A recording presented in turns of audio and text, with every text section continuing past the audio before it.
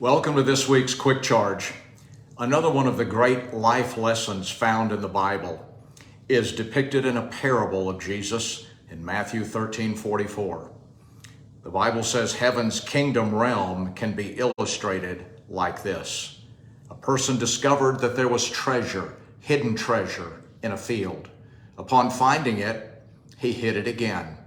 Because of uncovering such treasure, he was overjoyed and sold all that he had possessed to buy the entire field just so he could have the treasure. The hidden treasure is the grand prize. It is relationship with Jesus. It's having real meaning and purpose and ultimate destiny.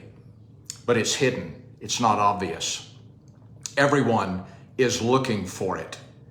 Many just don't know what it is they're looking for. But I can't just have a nice, neat Jesus package. I'm going to get more than that. I have to accept and buy the whole field, which represents all of life on earth. I desire the treasure, but I also get the field. This grand prize, this main course, comes with an assortment of side dishes that I frankly don't remember ordering, didn't ask for, or particularly want, but they are all included. I can't have the treasure without the whole field. In life, we're likely to get more than we ask for, more than we want, and more than we order. But these all work together. The prophet Ezekiel, when he saw the glory and the workings of God in a vision, he said there was a wheel in the middle of a wheel.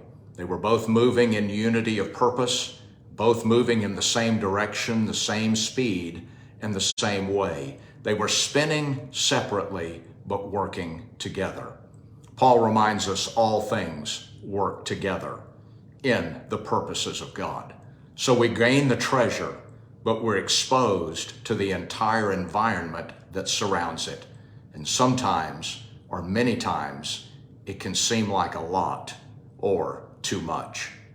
Jesus gave this life illustration in Luke 6:47 when he said, I will show you what it's like when someone comes to me, listens to my teaching, and then follows it. It's like a person building a house who digs deep and lays the foundation on a solid rock.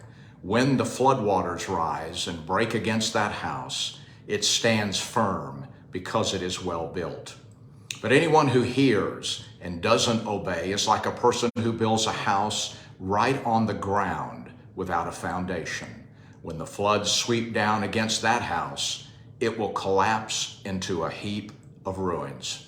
The primary message, obviously, is set your house and build your life on Jesus Christ, the solid rock.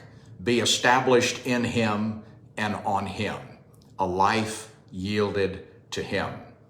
There's a secondary message as well. Whether I do that or not, either way, I'm going to have floodwaters, contrary currents, times of shaking. Life includes floodwaters. It includes opposing currents and contrary circumstances, regardless of where and how my life is being built. But there is yet a third message, which is more of a sober reminder and a warning. For both people that are building their houses and their lives, we simply can't tell which will stand or fall just based on observation and appearance, because looks can be deceiving. The real proof comes in the challenge, in the adversity, when life gets real and raw.